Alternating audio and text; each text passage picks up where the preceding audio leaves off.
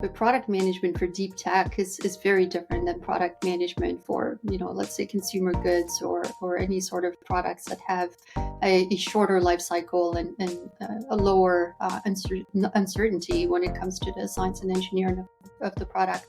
So really the product management process that I use with my team tries to incorporate some of that, right? So acknowledges the fact that some aspects of the technology have very high technical uncertainty. Some aspects of the technology still require a heavy dose of research and development. But at the same time, we're at Sandbox and in the organizations I've worked for before, we're not a research organization, right? We're a customer-facing organization. We're a for-profit company. And so there has to be that balance, right? Welcome to Deep Dive, the podcast where we will explore the ins and outs of managing deep tech products. I'm your host, Ravi Sundaram, and we'll be talking to product leaders about the intricate and innovative process of transforming cutting-edge science and technology into products that shape our future. Join us as we learn from these industry-leading experts on how to turn groundbreaking scientific discoveries into tangible real-world experiences.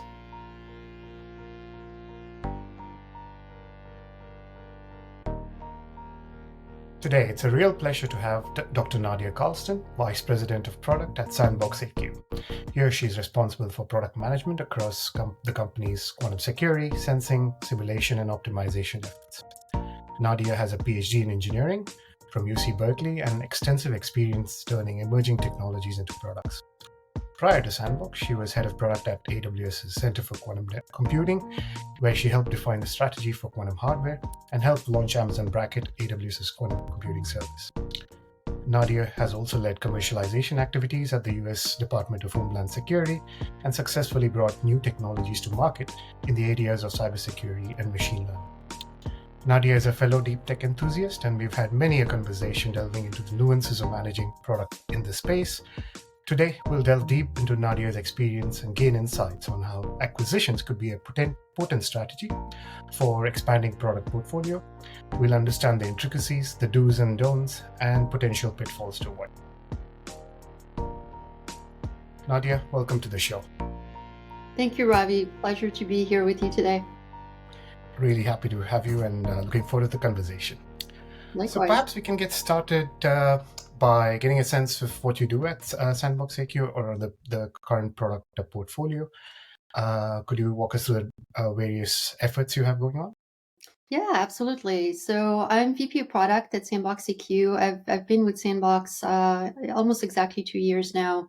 And one of the interesting things about Sandbox is we have such a diverse product portfolio. That was one of the reasons I really wanted to join Sandbox in the first place. So we have a product that's in the security space. So this is a cryptography management product that helps customers get ready for quantum computing by helping them migrate to post-quantum cryptography.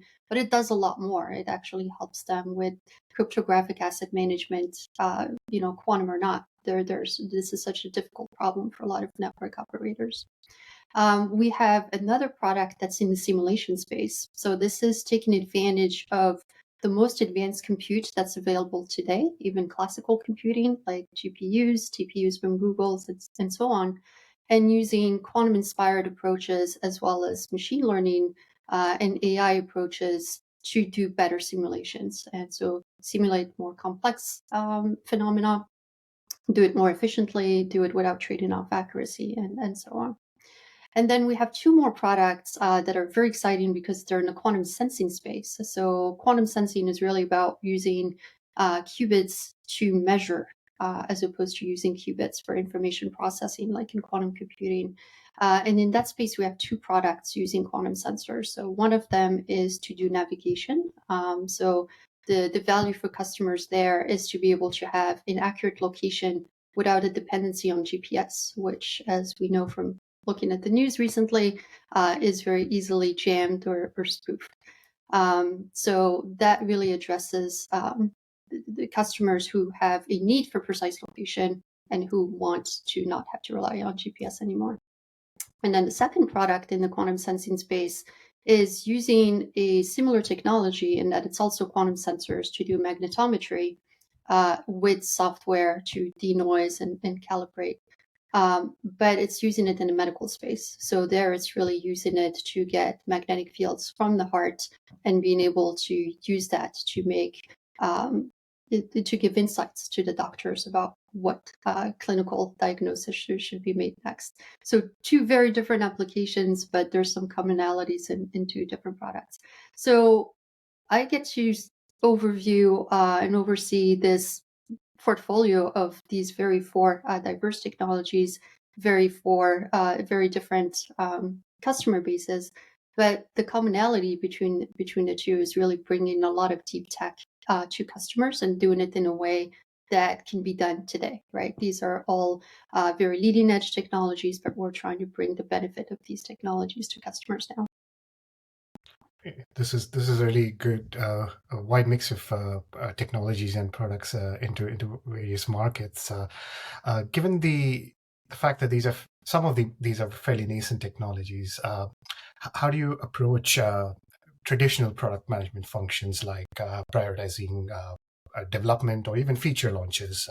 Do you have a particular strategy for that?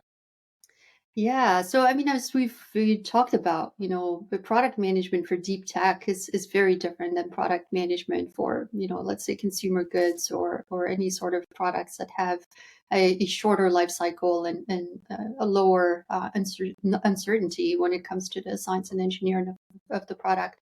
So really, the product management process that I use with my team tries to incorporate some of that, right? So acknowledges the fact that some aspects of the technology have very high technical uncertainty. Some aspects of the technology still require a heavy dose of research and development. But at the same time, we're at Sandbox and in the organizations I've worked for before, we're not a research organization, right? We're a customer facing organization, we're a for profit company. And so there has to be that balance, right? Right. So acknowledges the fact that some aspects of the technology have very high technical uncertainty. Some aspects of the technology still require a heavy dose of research and development. But at the same time, we're at Sandbox and in the organizations I've worked for before, we're not a research organization, right? We're a customer facing organization, we're a for profit company. And so there has to be that balance, right? Like acknowledging that there's some R&D, but at the same time, always ensuring that we are talking to customers, even if this product is, very futuristic. Let's take quantum sensing for example. We can still talk to customers. We can still get their insight. We can still get their input. And I think that's really the key. So being able to have those conversations with customers, even while we're doing the R&D, has been something that has been super helpful. And I think that's really across different product lines. So that's a theme that is coming across when I speak to various product leaders in this space. And there is no alternative to getting customer viewpoints, even if you are far out from going to market. How do you approach customers when you don't have a product and you're building the future? Do you paint a picture of the future? How do you go about it? Yeah, that's a great question.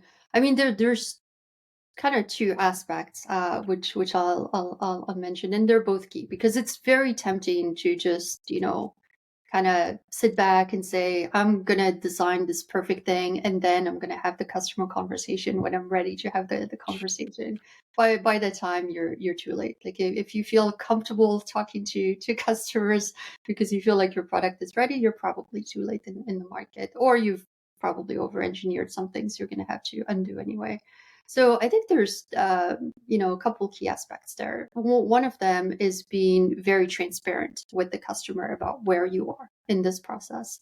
So not pretending like the technology is here if it's still 5 years away, and being very clear about what the actual realities of the products are, right? Like, so this is what you can do today. Here's what we think we will be able to do in 2 years and 5 years. Here's the long-term potential, but here's what we're getting at in the next few months. So that transparency, that honesty with customer goes a long way to building that customer trust, so that they want to be with you on that journey of research and development, and they're not expecting a fully baked product.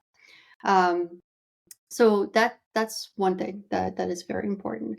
Um, the second thing is having to invent on behalf of the customer. So with a lot of these technologies, the customers don't necessarily all understand the ins and outs of the technology, and they don't necessarily know what is possible. So in some ways, it's the product manager or the product lead's job to paint that picture, to show them what is possible. And so you have to take some chances, right? You can't, unlike traditional product management for more traditional products, you can't look at market signal, you can't do surveys, you can't really look at other companies that are doing something similar in the space and make tweaks. That just doesn't work. So you have to have a hypothesis about what this product should be because you believe in the potential of the technology. You have to paint that picture. And then you have to do something that's just really hard with human psychology is you have to not get attached to it because it's probably wrong, but you have to Sure. paint it as completely as possible, knowing that this masterpiece in your head is going to be ripped to shreds as soon as you start talking to customers, and certainly as soon as you start building and engineering it. So those are the two key things, and they have to be in balance. So you have to do that invention, you have to take those bold steps, but you have to be very transparent that this is the process. That is such great advice. Being transparent on the timelines and inventing on behalf of customers by taking a hypothesis on what the product could be and not really falling in love with it, really iterate from there on. That makes perfect sense. If moving further on, I think another aspect of deep tech products is the choice that you have in terms of the direction you can take, given the long development cycle. So product managers tend to have to make a lot of strategic choices up front and along the way. Could you share your thoughts on your experience, especially in the quantum technology space, and in particular the topic that we wanted to touch on today? When does it make sense to think of the buy versus make in-house approach of strategy? Yeah, absolutely. So to take the first point on the timeline, it's always really important to show progress, no matter how small. And this goes back to what I was saying earlier. It's very tempting to just do your product management, work very closely with engineers, build this thing, and then show it. It doesn't work really well. I mean, there's plenty of examples of where companies missed the market doing that. It's just not good. Um, so the key part is to be able to demonstrate progress, even if that progress is little steps. So I think of it as uh, incremental pieces of customer value that you can provide at the end of the day, right? So you have this product in your head, and hopefully you validated that there is a value proposition there, and so on. That's the big vision. But along the way, what are the pieces of incremental value that you can provide?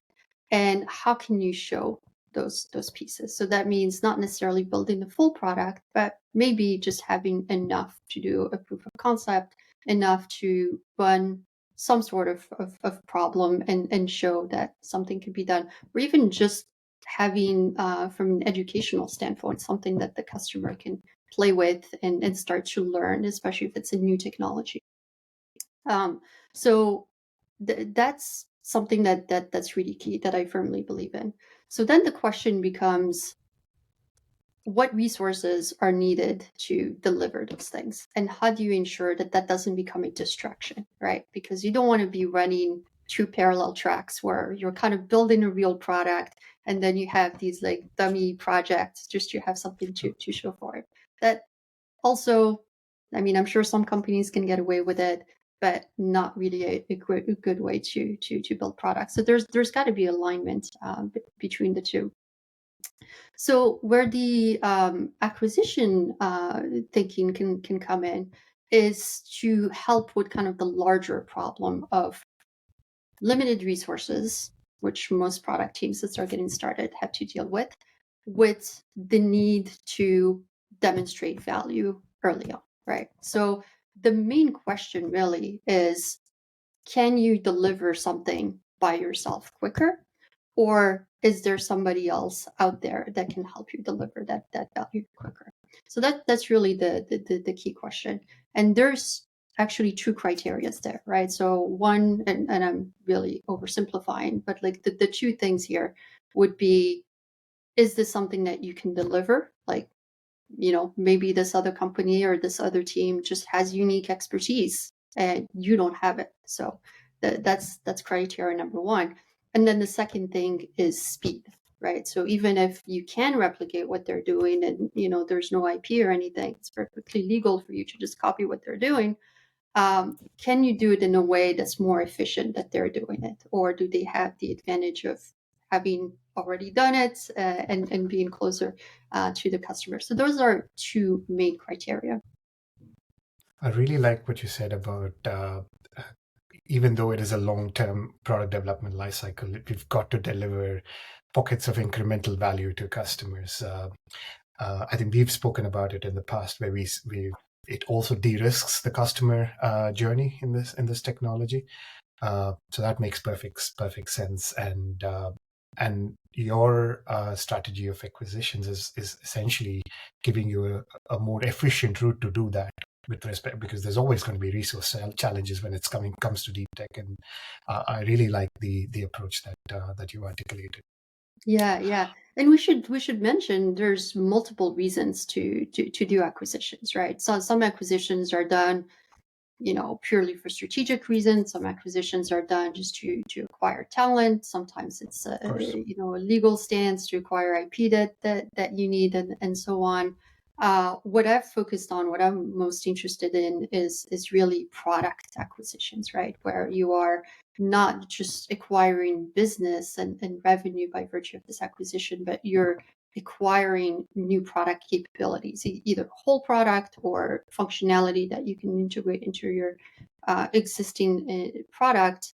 And you're hoping that that's going to create better value for your existing customer base. So that's a different beast, because you also have to integrate product roadmaps. You have to make sure that you do this in a way that's still coherent for both sets of customers, right? That the product you're acquiring and then the product that you already have.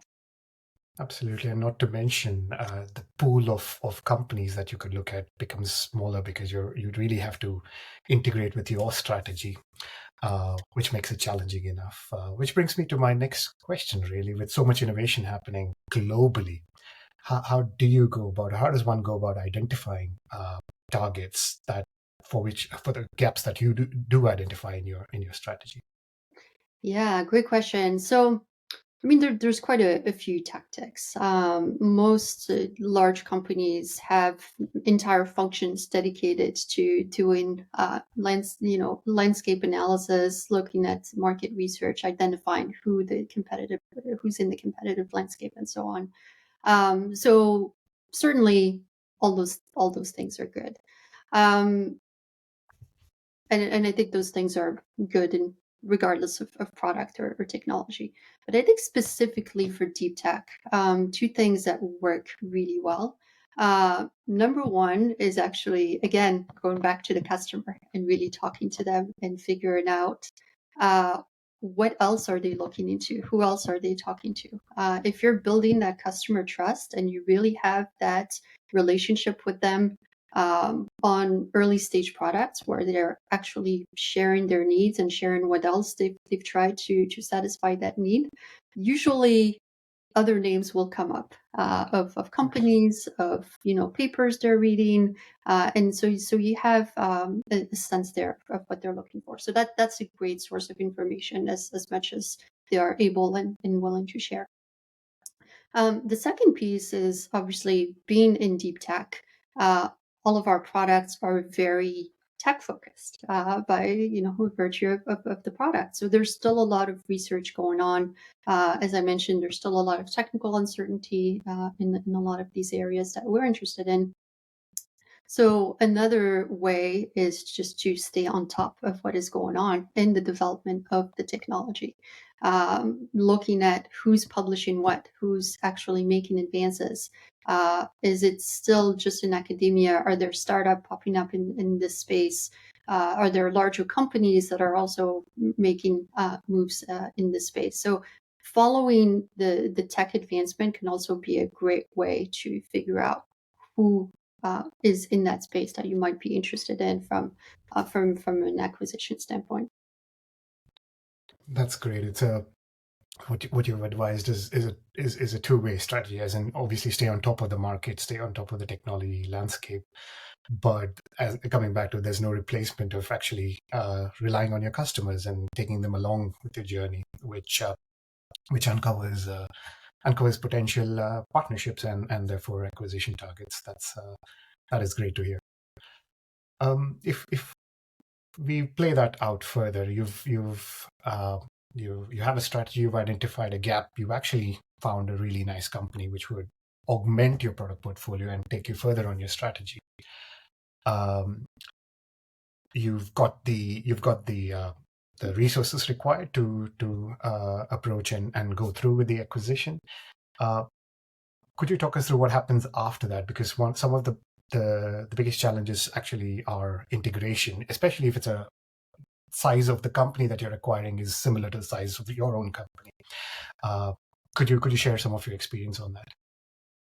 Yeah, so you make a great point, Ravi, that a lot of people think that when you close the acquisition, the work is done, right? That's probably only true for, the lawyers and the bankers maybe, but for product, that's actually where the real work starts of having to integrate teams, having to integrate the roadmaps and so on. So ideally, it's better for again product focused acquisitions if the product leads can be involved in the acquisition early on. So I was really, really privileged at Sandbox that I was involved in the very, very beginning. And so what that helps is it really helps you think through the product side of the acquisition very early before the deal even Right. closed. So like the last deal we did, for example, we already had a product integration plan months before we closed. So there's Oh, obviously some risk in doing that. You might be doing a lot of work that if something happened and the deal doesn't close, you've done work for nothing. But the upside is you're ready to hit the ground running as soon as that deal closes. And that is really, really precious. That can really be the differentiator between a successful acquisition or doing an acquisition and then, losing that momentum and not getting the value you were hoping to get out of it. So starting early, very much key. Then once things close and you can really start working together as a joint team, there's almost two big pieces. One of them is probably as product people, what we think about immediately, right? Like, well, okay, you have two product roadmaps. How do you merge these roadmaps? You have two sets of features and functionality. Which ones do you keep? How do you prioritize? How do you, which ones do you kill from, which side?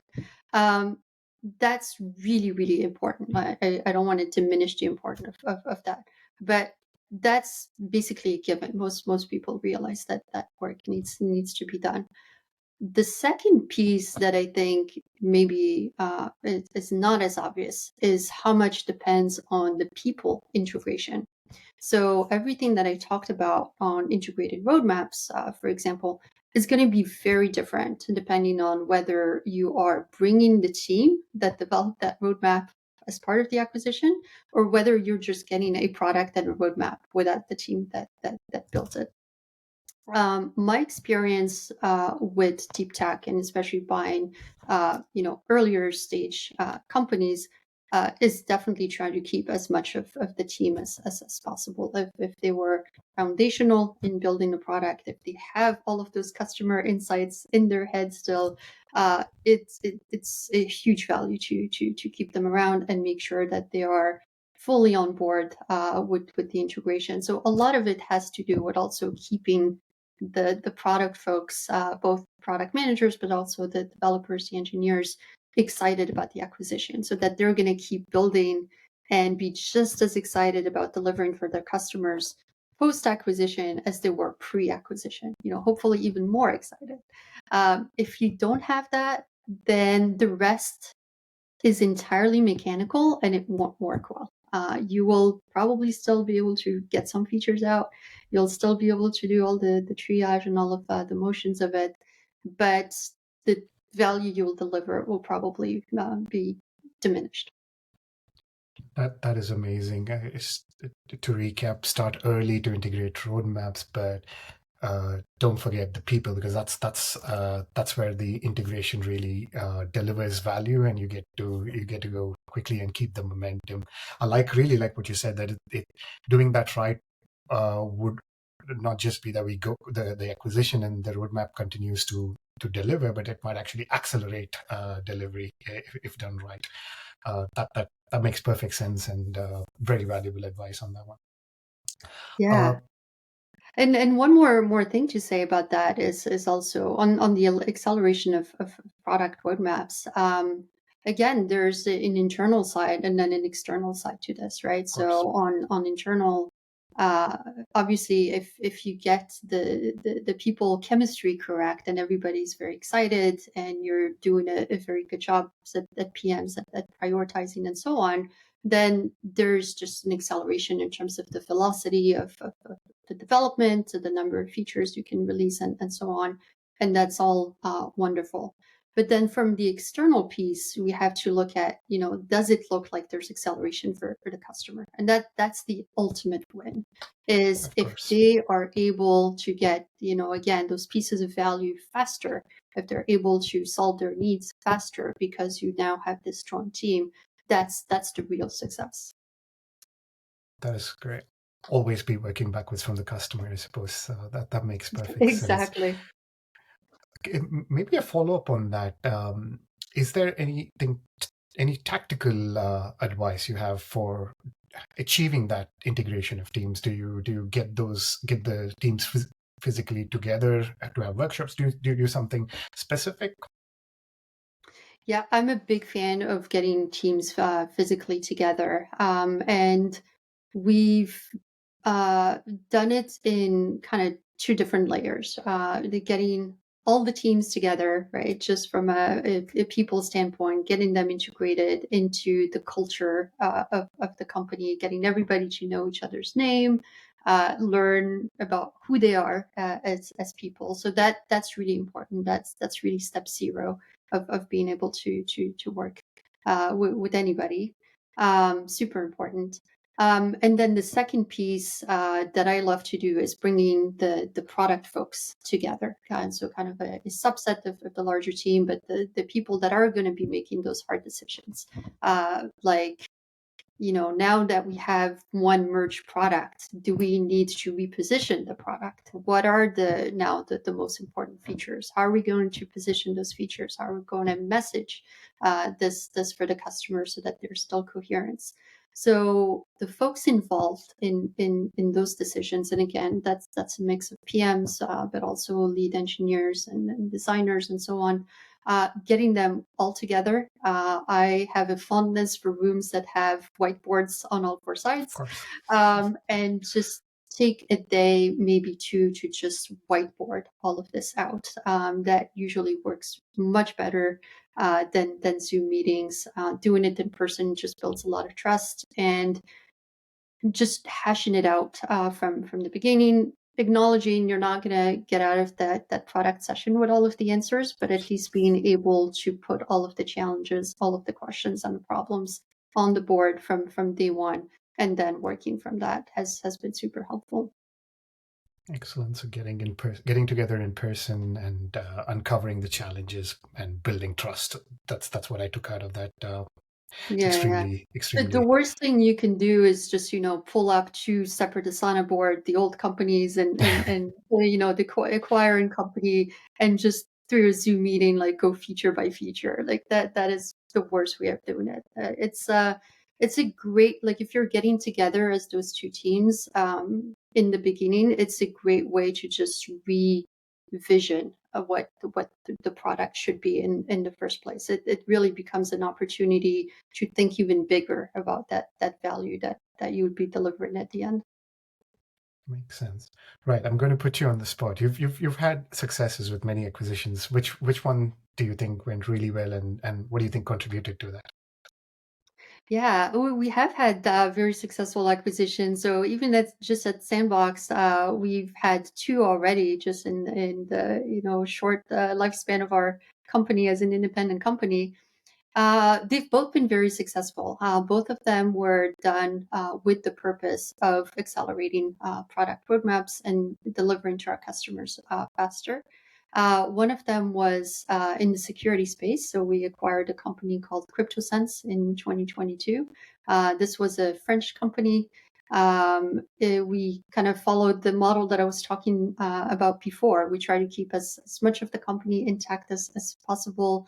The CEO of the ex-CEO of the company is now my head of product for the security team, and Excellent.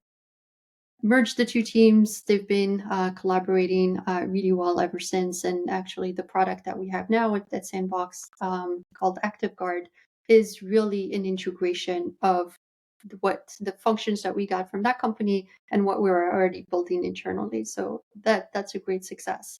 The latest one that we just closed in January is our acquisition of a company called Good Chemistry.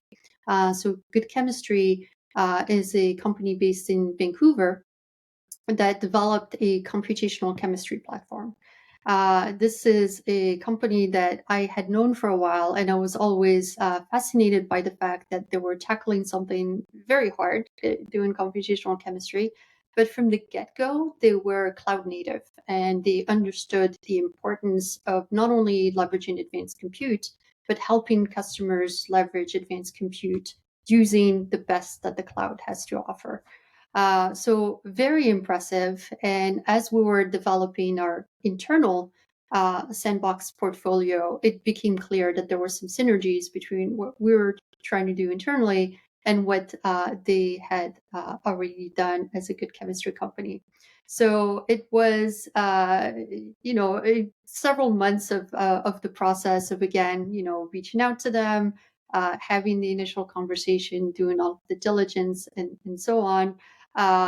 But now we're in full integration mode. So this is the exciting piece. The teams got together in January for that initial meetup and started converging all of the product roadmaps. And what's been really exciting, other than, of course, seeing the teams work so well together, has been seeing how the customers have received this acquisition, right? And overwhelmingly, it was so positive. So as soon as we announced it, I started getting messages from people, not just congratulating on the acquisition, but going, this is great. Now I get it, right? Now I really understand what these types of simulations can do. And so that's been really exciting, just working on that joint messaging, that having customer sessions where we, as Sandbox, are talking to customers that were good chemistry customers and showing them the potential of now what we are going to do as a joint product, and seeing them be so positive about it. So that's been really great, really rewarding. Still always a lot of work to do Of ahead of course. us. We have so many ideas on how to make this platform even better. But I'm very excited, and also extremely grateful that so much of the old team, of the Good Chemistry team, decided to join Sandbox, and we are benefiting from the fact that these experts decided to stay on this journey with us. Nadia, these are extremely valuable insights for deep tech product managers grappling with such challenges. If I could ask you, if you had the chance to give your past self as you were starting this journey one advice, what would that be? How far back are we going from my past self? Well, start. Well, maybe the start of your product journey.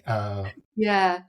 No, that's a great question. So when I started with product, I guess my product journey was a little bit atypical in that before I started focusing on leading product teams, I had done a lot of consulting, and so in my consulting journey, I had really focused on managing intellectual property. So I had been really focused on actually the tactics, right? Like everything that we didn't talk about today, the agreements, the negotiations, Of course. IP diligence and all of that stuff, which has to be done, but is a little bit outside of the product integration space.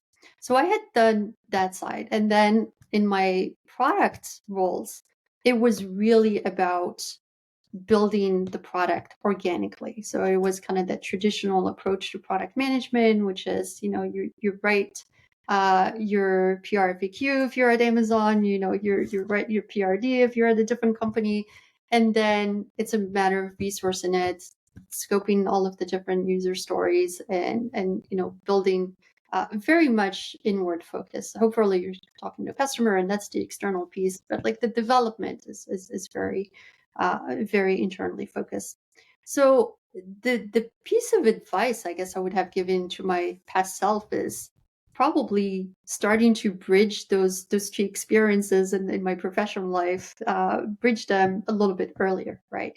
And of course, not all companies do acquisitions the same way. Not all of them Sure. have the freedom that I've had here in the last couple of years to actually really do product led acquisitions. Um, but I think just being aware that that was a possibility, right? That being able to build product through acquisition is just as efficient, sometimes if not more, than building everything in house, and that the when you think about customer value, that could really be a way to bring more customer value earlier than even if you have the best engineering team in the world and you're working so well with them. That's amazing. I think the message that I think all deep tech product leaders, in general, product leaders should think about is at least consider the option of inorganic, either technology acquisitions or even product acquisitions in the mix, and not go down the natural route in especially very technology oriented teams where well, what is required, let's build it, which is very natural. And this thing is could be very very efficient, and should be in the mix. Thanks for sharing that. Right. This brings us very close to the end of our conversation. Before I finish, I normally like to wind down asking a couple of general questions. Things like a book recommendation that really inspired you, either in product or tech. Perhaps one for my empty bookcase behind me. Hmm. So on the product side, I'm a big fan of Tony Fadell. So I always recommend the book Build. called Build. It's what I love about it is that it's not a product management textbook, but it has a lot of useful tidbits, and it's also very well written. It's funny, and it's a mix of product management and somebody's life experience, really. And so love that book. Always recommend it. I actually every now and then I'll pick it up and just read it again because there's chapters that are more relevant. Like so for me right now, for example, his later life when he sold Nest to Google, for example, and he talks in his books about what a culture shock that was coming from Nest, a very scrappy startup, and then having that hit the Google culture, which, as we know, is very googly. Sure. That's a really interesting experience, and reading it now after having done a few of these acquisitions reads very differently than the first time I read it several years ago. So it's a great book. You're in great company. Marty Kagan recently recommended that in one of his interviews, and he was talking about he found it interesting because he quite liked how he described hardware products and building Mhm. hardware products in the book. It's on my reading queue, so excellent book, definitely. Um, an emerging deep tech area that you have your eye on outside of quantum and AI that you're deeply involved in. That one is easy. I've always been fascinated by robotics. And so that one has always been really more of a hobby, something that I've just kept my eye on because I've been interested.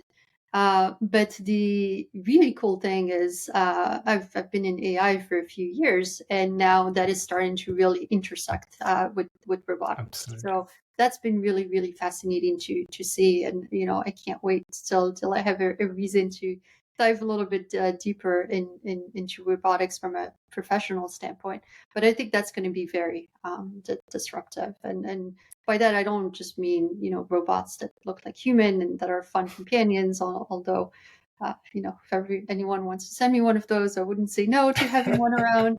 But robots that are also just disrupting industries that are now becoming cheap enough that small companies can actually afford a robot to have a little bit of a mini factory.